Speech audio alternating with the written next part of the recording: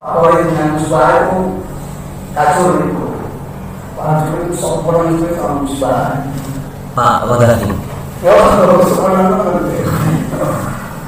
Dia mengarahkan supaya si ibu itu dengarkan biar tenang Islamnya seperti Islam musbah aja. Dia juga membaca ini. Ya kepada dia mencantumkan YouTube-nya apa namanya? Channel YouTube. Channelnya. Akhirnya coba saya buka dan yang lain itu sudah buka. Saya buka ternyata dia sedang menceritakan mengenai siapa dan mungkin karakternya orang-orang kafir itu siapa.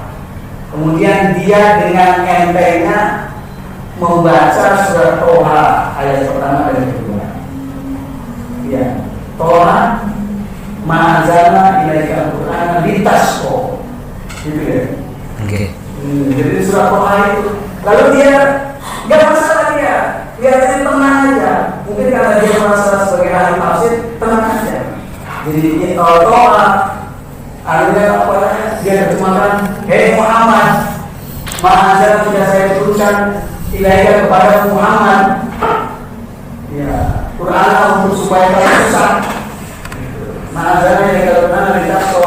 Saya tidak turunkan ilaika kepada Muhammad. Jadi pertama terjemahannya dia menerjemahkan tanpa ada merasa ada apa? Ada pertanyaan di situ karena dia merasa Al-Quran. Toha, hei Muhammad, ma'azana tidak kami turunkan ilaika kepada Muhammad litasqa untuk menjadi susah atau menjadi susah. Saya itu langsung insya Allah saya langsung. Saya pengen keterangan dari keterangan yang saya mengenai bahwa Toha dan yang lain dalam Yasin itu sebagai nama Muhammad. Saya pengen tahu. Toha menjawab dosen-dosen yang PhD profesor ngaku semua. Mas, tolong antum kalau menafsirkan Al-Quran pakai tafsir maksud.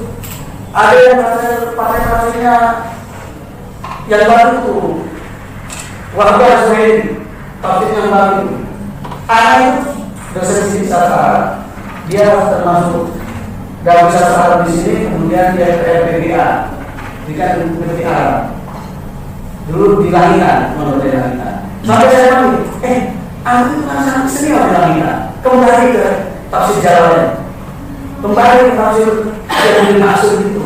Jangan tafsir berani itu.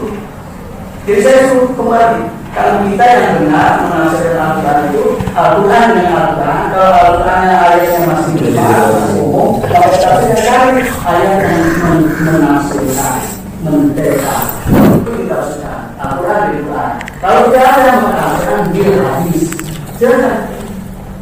Ternyata tidak ada. Jadi kalau kembali itu masuk, ada hadis. Saya meminta ulang hadis yang menyatakan bahwa tidak ada dari hadis itu bahwa Toha dan yang lain-lain Yasin misalnya sebagai nama Muhammad. Tidak ada. Nama Muhammad itu yang terkenal ada 5. Anak Hasyir, saya Hasyir, kemudian Muhammad Hasyir, kemudian apa lagi ya? Ada 5. Jadi namanya itu ada 5. Juga ya bisa Mustafa, ya ada juga yang lain. Tapi tidak ada nama. Dan semua tafsir yang dari hadis dia masuk itu menerangkan bahwa itu hanya huruf muqaddimah. Tidak ada maknanya. Tidak ada. Seperti tafsir.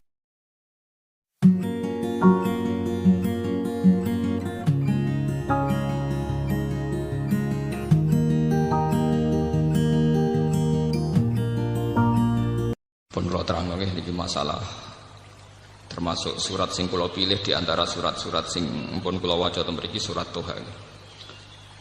Biasanipun dalam riwayat-riwayat hadis termasuk paket niku surat Toha kalian surat Yasin.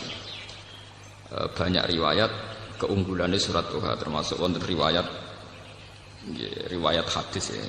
Niku bahwa Allah Ta'ala itu sebelum menciptakan langit dan bumi itu yang dibaca surat Toha kalian surat napa? Yasin.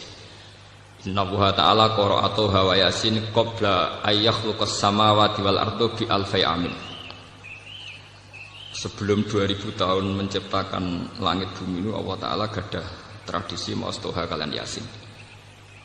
Tentu hadis itu riwayat ya, meskipun dalam riwayat ngoten niku ada yang setuju, ada yang enggak. Tapi sudah menjadi tradisi ulama bahwa surat Yasin Toha itu punya posisi khusus. Niku dari segi riwayat. Terus dari segi makna kalau terangkan awailu suwar niki ngaji ilmiah riyen. Awailu suwar kados alif lam mim Toha Yasin Nun dan sebagainya. Untuk amannya memang hampir semua mufassir itu sepakat ditafsiri namun Allah a'lamu bi muradi napa bidzalik. Allah langkung pirsa. Tapi untuk Yasin dan Toha itu hampir semua ulama meyakini maknanya itu ya Muhammad.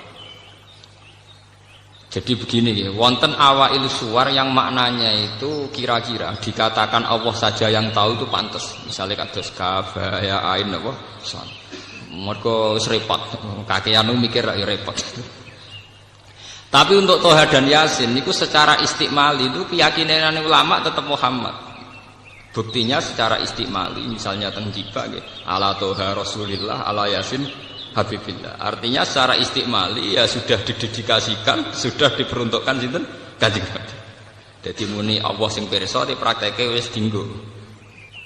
Prakteknya secara istiqmali Toha dan Yasin sudah diperuntukkan sinten Kanjeng Nabi. Buktinya kita nak semoga selawat di ala Toha Rasulillah ala Yasin apa Habibillah. Apalagi secara siakul kalam ya, secara siakul kalam ya, setting ceritanya ini jelas-jelas menunjuk Muhammad.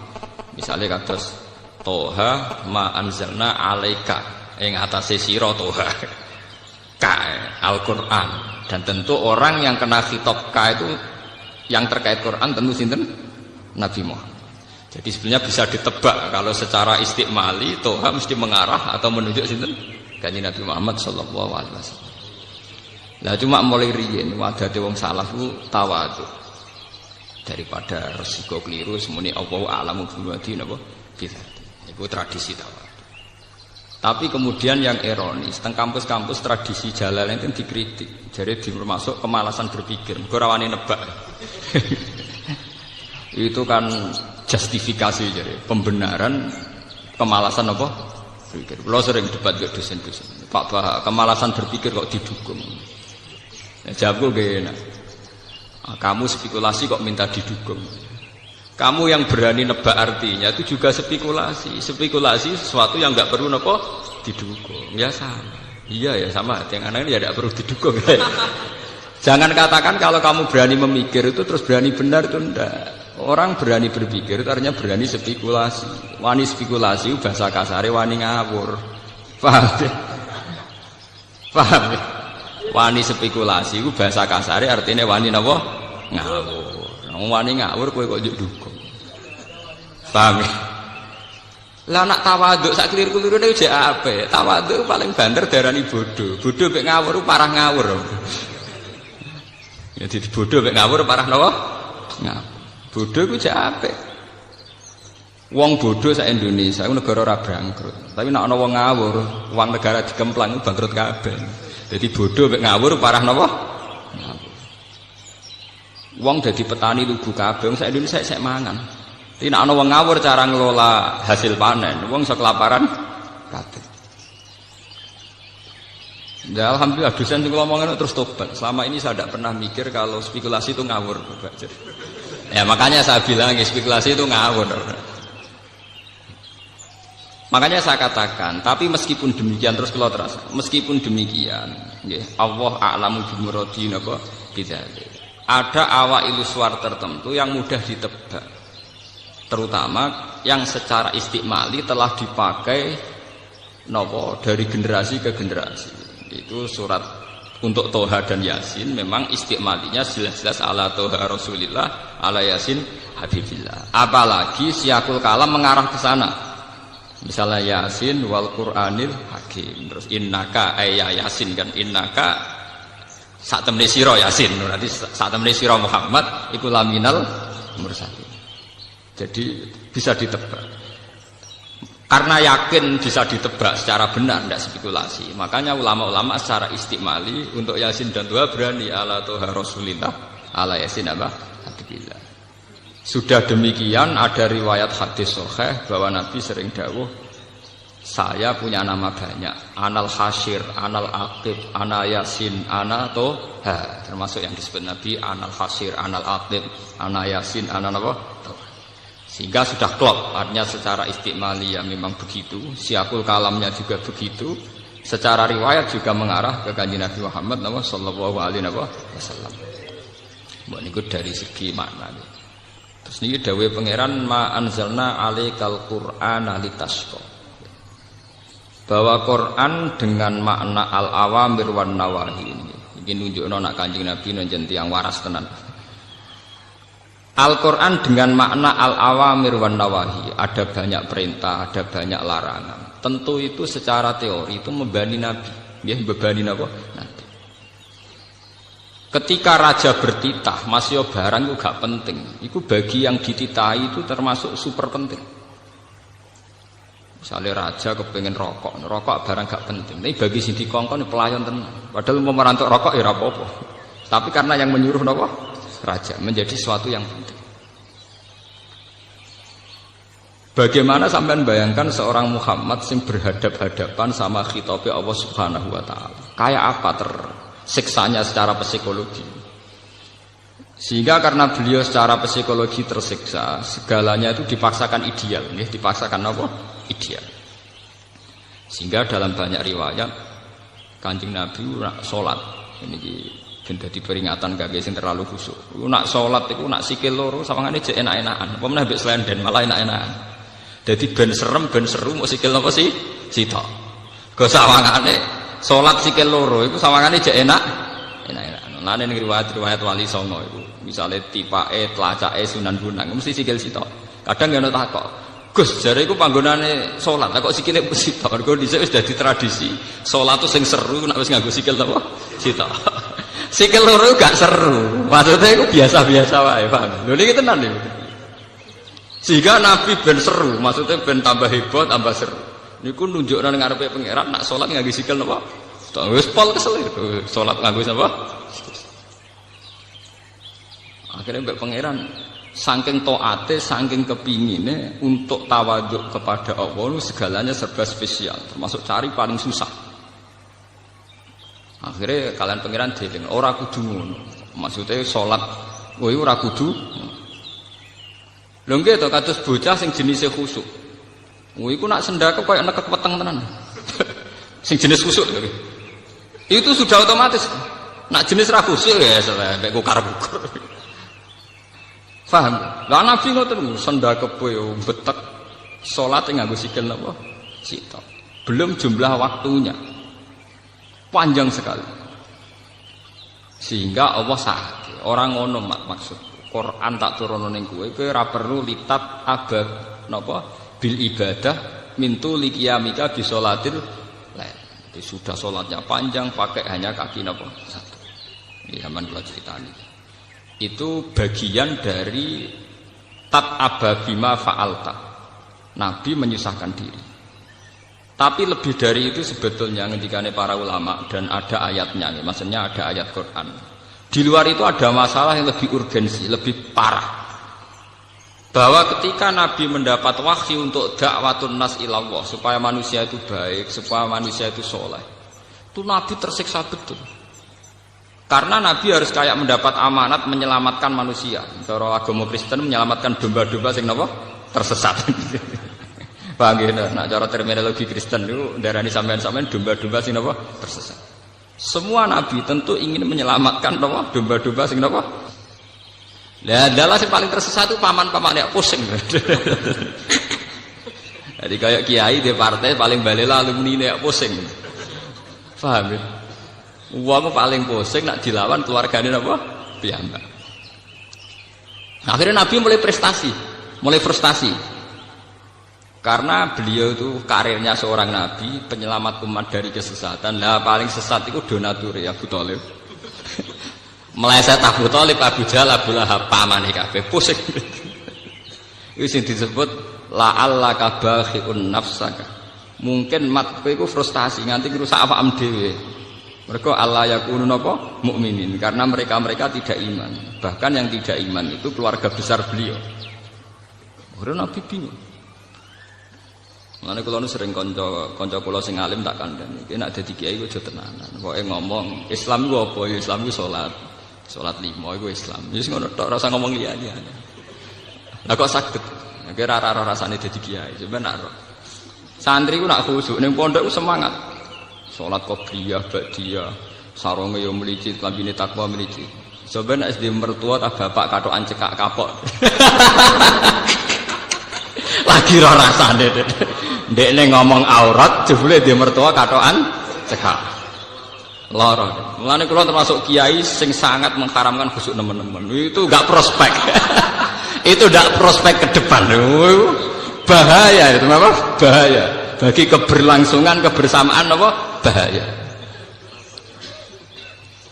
Rata-rata kita mondok, kita jadi orang soleh itu kan dari keluarga awam. Kowe ora usah anut kiai-kiai sing mbah-mbahe wis kiai di pondok, iku ora masalah. Bapake wis sarungan wis lambenan takwa. Tapi kita iku Islam anyaran, ora usah repot. Nek takoki Islam yo apa iso salat 5 wektu. Lah sing diharamno apa ya zina mateni wong. Lah nak bengok-bengok ning dalan ora apa-apa, pokoke. Mergo kadang kita punya orang tua sing rezekine kok maklaran sepeda, kok maklaran ontek. Dan rezekine kok cangkeme. Lah nek misale dari awal ngomong-ngomong, fal yakul khairon aw liyasmut. Bapak meneng mati wong rezekine kok maklaran. Paham? Jadi pribumisasi Islam dengan hitung-hitungan teknis itu penting. Napa? Kanjeng Nabi mawon tahu meriang gara-gara ndekne nyaratno ideal. Nyangkone nek dadi nabi terus sukses ndak wae paman-pamane. Malah sing balelo sinten? Paman-paman. Meriang Nabi, ruwet. Wis ngono sing tertarik gembel-gembel kaya Bilal, Ammar, Suhaib, kira-kira sing tertarik. Akhirnya pengikuti Nabi ya pengangguran-pengangguran sing nasibe ora jelas. Ngomong sing nasibe jelas gak tertarik. Ning dinggon wong mapan mbek gerakan tertentu ora tertarik. Kowe saiki sugih di dhuwit miliaran, perusahaan gede, ora tertarik demo senturi. Wis mesti niku mbok kritiso ora tertarik. Gawane wong mapan ora tertarik, nggae demo-demo reformasi gak tertarik. Meskipun ya banyak juga orang-orang mapan sing tertarik meluruskan, tapi kan lewat parlemen atau lewat media. Nak demo tetap mikir ini. Mobil gak AC ora kuat meneh ning lapangan. Mungkin peka sama-sama ingin menunjukkan dukungannya, tapi nek wong sugih tetep lewat parlemen, lewat media, nulis ning koran. Wis demo aja untuk tulisan, artikel ya dibayar. Niku rada batin. Itu sudah sunnatullah. Ya kalau cerita. Dan yang paling berat dialami Rasulullah juga Sayyidina Ibrahim, juga semua nabi. Niki ben dadi peringatan kangge jenengan sing dadi tiyang sae. Niku ndak mesti keluarga. Nabi Nuh di bojo sing balelo. Nabi Ibrahim di bapak sing balelo. Nabi Nuh duwe anak sing balelo. Nabi Muhammad duwe paman-paman sing sebagai orang tua. Mergo Nabi sudah tidak punya bapak yang balelo. Paman penting, ora paman gak kanggu. Mungkin kalau kita punya bapak kandung, itu paman balelo ora masalah karena kita hanya berhubungan dengan bapak. Kanjeng Nabi boten paman yang berposisi sinten? Bapak. Dadi susah tenan. Nanti kan ada di kiai alumni balelo, itu rasa susah, itu biasa, itu ringan, itu cek apa? Ringan. Misalnya ke instruksi PKB kok santri meleset P3 atau instruksi P3 meleset PKB itu ringan sekali, sangat apa? Sangat ringan. Karena semua ujiannya Nabi itu mesti ada internal sing balelo. Kayak apa susahnya Nabi? Dia punya istri yang balelo. Nabi Ibrahim Azar bapaknya, Nabi Muhammad paman. Akhirnya mereka tersiksa, hampir frustasi. Secara naluri basarnya hampir frustasi. Terus ngendikane Allah Ta'ala, jangan. Risalah itu bentuk komunikasi antara hamba dan Allah Subhanahu wa Ta'ala. Jadi tidak ada presentasi atau tidak ada target untuk bahwa supaya mereka iman semua itu tidak. Jadi gampangannya risalah itu ben suara Allah didengar, bahwa aturannya Allah harus didengar. In alaika illal balagh, bahwa aturan Allah itu harus napa? Didengar. Mulane kesunatane para ulama, para pakar, para intelektual harus ngomong terus. Kebenaran meskipun nggak dilakukan itu harus diomongkan terus. Sekali kebenaran didiamkan, entah itu atas nama liberalisasi atau demokrasi, maka Allah akan mencabut barokatul ardi dan pasti akan terjadi prahara besar, pasti terjadi kiamat. Dan itu naudzubillah min syarri napa? Kebenaran itu harus diomongkan terus. Kita harus ngomong terus. Saya itu pernah debat kusir sama seorang profesor, pernah debat kusir sama seorang kiai yang tawadhu. Saya bilang gini, seorang ulama itu dono unsur premane, kudu ngomong terus kebenaran. Wes ora ono wong ngandel lah, pokoke ngomong terus. Ora perlu ono wong ngandel, wes keliru lah pokoke ngomong. Begini, saya punya hadis sahih dari riwayatnya Imam Ahmad. Inna Allaha ta'ala la yanzi'a barakatal ardi hatta la yuqala fil ardi lizalim antaz zalim. Allah tidak akan mencabut barokatul ardi sampai di bumi tidak dikatakan pada orang zalim antaz zalim. Sekarang begini misalnya, contoh paling mudah yang kita mendapat berkah. Contoh paling mudah kita mendapat berkah dari contoh ini.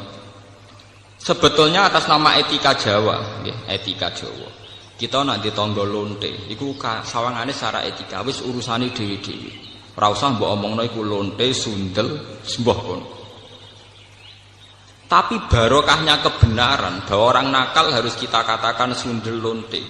Itu kelontean dan kesundelan akan tabu terus selama orang masih ngomong untuk lonte itu sundel, untuk orang BTS itu lonte atau sundel. Artinya apa? Orang masih jijik atau merendahkan derajat mereka yang berprofesi sebagai lonte atau sundel. Dan ini baik bagi agama, bagi keberlangsungan moral, karena masih ada yang menjijikkan proses-proses yang salah. Meskipun kita sebagai ulama, sebagai tokoh masyarakat, tentu mereka kita kasih ruang taubat, juga kita kasih hak-hak sebagai martabat, sebagai manusia. Tapi kita tetap akan bilang bahwa itu namanya lonte, sundel atau apa. Ini rungokno tenan. Sehingga apa? Dengan posisi masyarakat yang merendahkan derajat atau yang berprofesi lonte, orang inginnya itu dagang secara baik-baik, orang inginnya jadi PNS secara baik-baik, orang inginnya dapat uang lewat ternak secara baik-baik, karena mereka tidak mau resiko ngambil profesi cari uang yang resiko dihujat masyarakat. Baik. Bayangkan nanti mungkin di era anak cucu kita, orang yang lonte, yang sundel dibahasakan itu hak asasi. Sehingga orang mungkin generasi anak cucu kita sudah tidak ada istilah lonte sundel. Setiap perilaku sosial dianggap hak asasi. Dan itu awal dari tidak ada agama. Awal dari tidak ada agama. Karena kemudian sing ternak ya hak asasi, sing lonte dianggap hak. Itu bahaya sekali bagi keberlangsungan agama dan moral. Dan negara juga nanti repot. Artinya apa? Sebetulnya sifat-sifat anarkis masyarakat, anarkis dengan tanda kutip, anarkis terutama dalam perkataan, maling darani maling, lonte darani lonte, itu menolong agama. Karena dengan stigma ya, dengan pelakupan masyarakat sing jelek, perilaku ini terdianggap jijik. Dengan dianggap jijik, agama bisa jalan. Artinya bisa jalan ngeten ya. Karena si A yang lonte itu dihujat masyarakat, yang lain-lain nggak pernah ingin cita-cita jadi lonte. Sehingga masyarakat akan, bahkan mungkin anaknya lonte sendiri, karena tahu nasib ibunya dihujat, juga bercita-cita tidak jadi nopo lonte. Coba kalau tidak mendapat hukuman dari masyarakat, ibuku begitu juga tidak ada apa-apa. Paham ya? Makanya lonte dan apa akan subur di masyarakat yang sudah tidak peduli dengan nilai-nilai ini. Misalnya di kota-kota besar atau di kawasan lonte. Karena sesama lonte saling tidak mengatakan tabu. Makanya aman. Lalu ini pulau terkenang hadis riwayat Ahmad. Allah tidak mencabut barokatul ardi sehingga orang-orang zalim tidak dikatakan antas. Itu bahaya sekali kalau kita sudah tidak peduli terhadap itu. Nah, risalahnya Allah kepada Nabi Muhammad itu sing penting bahwa benar dikatakan benar, salah dikatakan salah. Tidak harus gol, tidak harus apa? Gol. Misalnya begini, Saya sebagai ulama akan ngomong terus kalau riba itu haram, bunga bank itu haram. Meskipun pakar-pakar ekonomi, pakar perbankan akan mengatakan hal sing mustahil sebuah sistem keuangan tanpa nopo, bunga, tanpa bank itu muhal.